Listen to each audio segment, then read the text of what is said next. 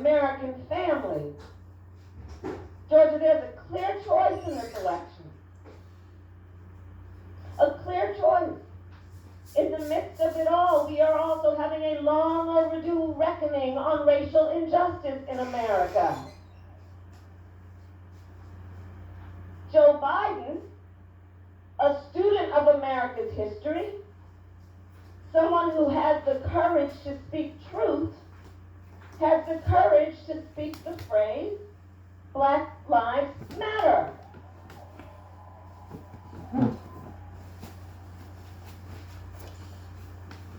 Joe Biden says, let's deal with it.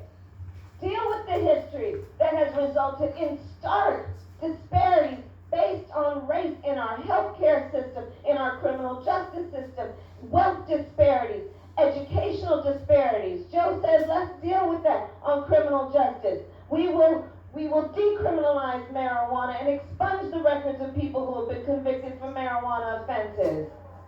We will shut down private prisons. We will end the cash bail system, which is not only a criminal justice issue, but an economic justice issue. We will require reform of policing. We will ban chokeholds and carotid holds because George Floyd would be alive today if that were the case.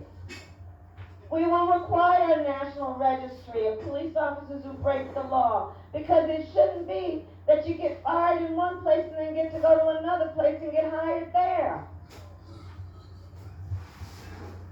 Joe says, let's deal with the racial disparities in our healthcare system when we see that blacks and Latinos are 3 times as likely to contract COVID and twice as likely to die from it. When we see that our Native American brothers and sisters have the highest rate of diabetes of any population in our country.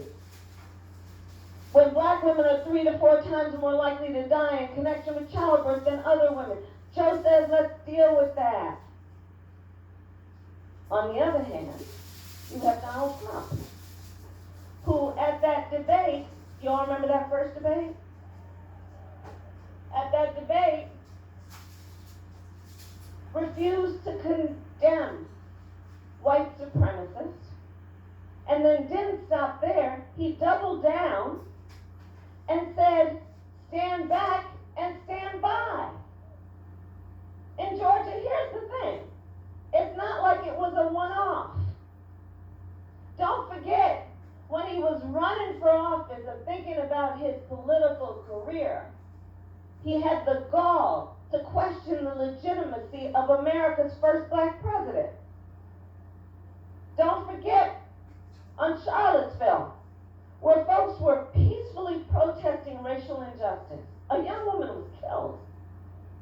And on the other side, there was a group of neo-Nazis wearing swastikas, carrying tiki torches, spewing racial and anti-Semitic epithets.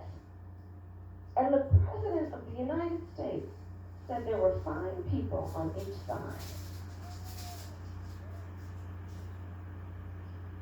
A President of the United States who called Mexicans criminals and rapists, who as his first order of business, put in place a Muslim ban. Georgia, we are better than this. We deserve better than this. We want a president who understands that regardless of where you live, your race, your gender, your age, the language your grandmother speaks, that we all have so much more in common than what separates us. America knows we need a leader like Joe Biden who understands the importance of bringing folks together, who understands that the real measure of a person's strength is not based on who you beat down, it's based on who you lift up.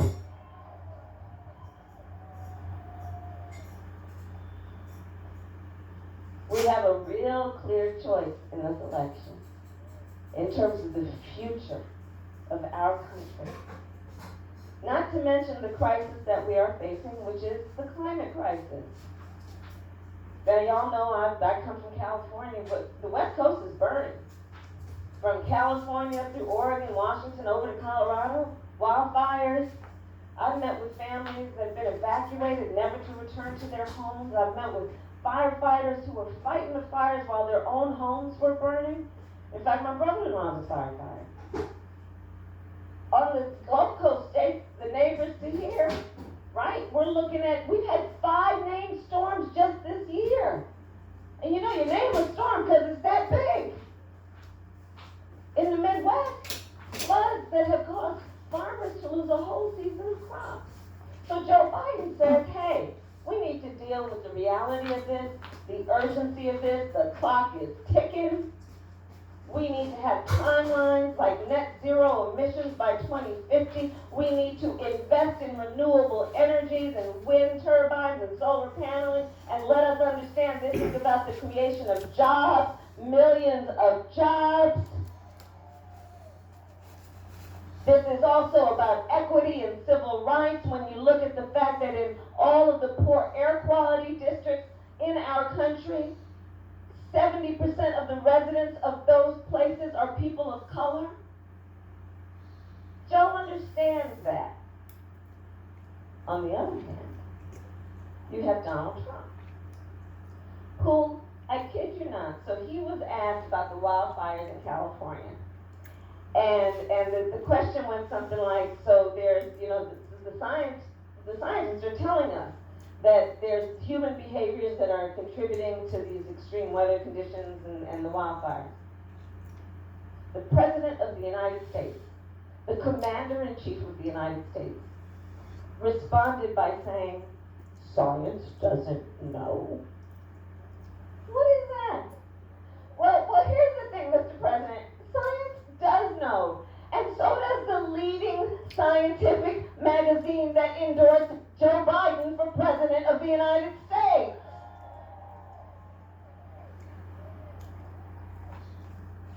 So, everything is at stake.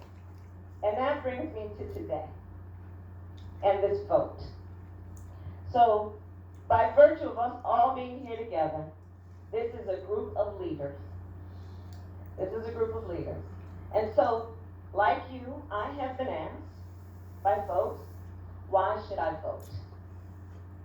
And I believe there are 3 reasons. 1, let's honor the ancestors. Honor the ancestors. And Georgia, for you, this is a particular point of pride. In that most incredible now ancestor who was a great American hero by the name of Congressman John Lewis. And what we know he did in shedding blood on that Edmund Pettus Bridge. Got arrested 40 times, got in good trouble, told us to get in good trouble. And you know the thing about John, and Lucy knows this, he was an extraordinary human being. And John also understood that the fight for voting rights is an extension, obviously, of our fight for civil rights. John was front and center on every civil rights fight, by the way. John was front and center on the fight for marriage equality. John was on the front and center fight for Dreamers and DACA and fairness and justice for all people. So this is a moment to honor the ancestors. That's the reason to vote. To honor the fact we just celebrated the 100th anniversary of the 19th Amendment. All those suffragettes in their white, marching and shouting for a woman's right to vote. And of course, while we remember history, we must remember it accurately. Black women couldn't vote until 1965. So we still have work to do. Reason number 1, honor the ancestors. Reason number 2, everything is at stake. Everything is at stake. We have talked about so many issues. Let's talk about a woman's right to make decisions about her own body. Let's talk about renewing the protections for DACA. Let's talk about pay equity and what we need to do to make sure that all people, and that means women, get paid equal for equal work. Everything is at stake. Reason number 3. And this brings me back to where I started talking about the work of Stacey Abrams, which is this. I've been traveling the country again. I've now come to Georgia many times. I was in Florida. I was in Texas yesterday and Florida. I'll be in Pennsylvania. I was in Michigan, North Carolina. I'm going there after I leave here. All over the country. Okay, well, I don't need to tell Georgia, but I will just remind us all over this country, and in particular in recent history since 2013 when the Supreme Court gutted the Voting Rights Act. Almost 24 states put in place laws that were designed to make it difficult for us to vote. You know, here in Georgia, they were purging the voter rolls. We've seen in Texas how they were picking up drop boxes. You know, they put a thing in Texas, 1 drop box per county. I was in Harris County, where Houston is. 4 million people live there. They have 1 drop box.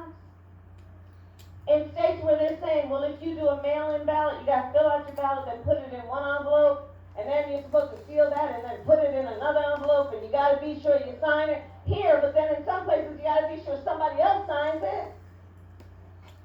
Trying to make it difficult. Trying to confuse people. They were even messing with the post office. The post office. I mean, the nicest people work for the post office. And so, we've got to ask, why do you think so many powerful people are trying to make it so difficult for us to vote? And I do believe the answer is because they know our power.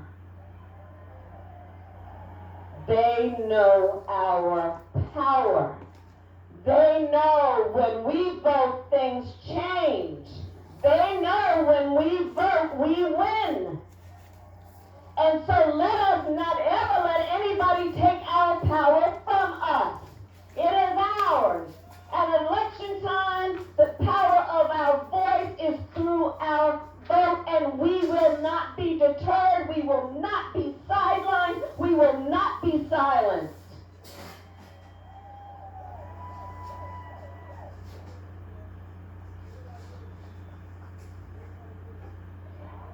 And here's my last point.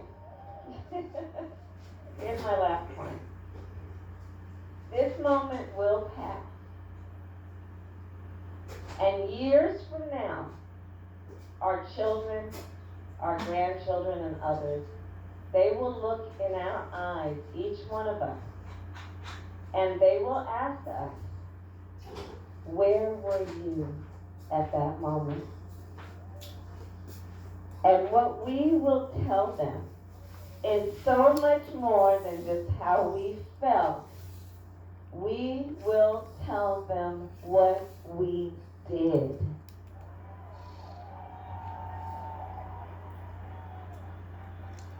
We will tell them about this particular Sunday afternoon when we were hanging out in a parking lot together. We will tell them how we organized and mobilized. We will tell them how we called and we texted everybody we knew to the point that they got tired of us, but we knew they would get over it. And we will tell them we elected Joe Biden, the next president of the